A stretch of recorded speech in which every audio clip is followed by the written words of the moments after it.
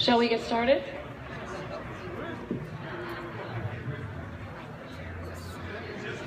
Shall we get started? Might as well, right?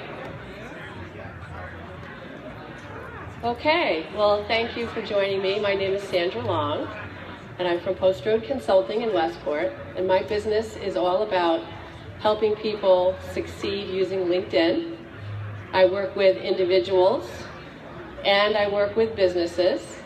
I work with some job seekers. I've spent some time with veterans, which I also love veterans. I have a son who's a veteran. That's kind of how I got interested.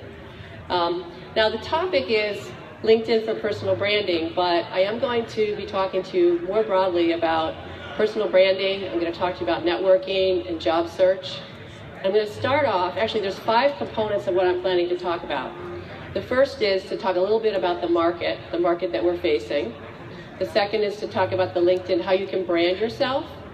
And then we'll talk about networking, job search, and the last piece, which ties it all together, which is about getting referred. And our last speaker just talked about that. And to me, the whole purpose of LinkedIn is not to be online. The whole purpose is to get a great meeting or interview. Right? So if you're a thought leader, if you're thinking about how you want to get to the next level, being online is getting to that meeting, that one-on-one meeting. You called it informational interview, which is a great term.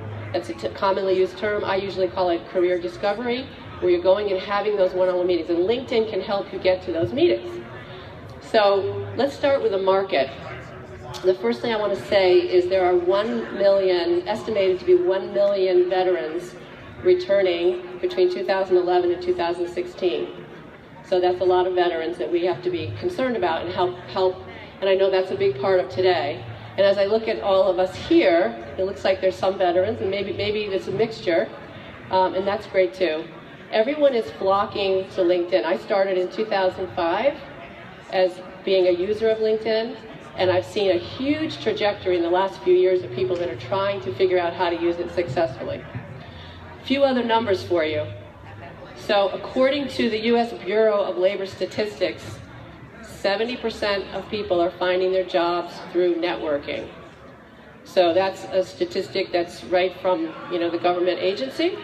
It's interesting when you think about people finding jobs from networking, but I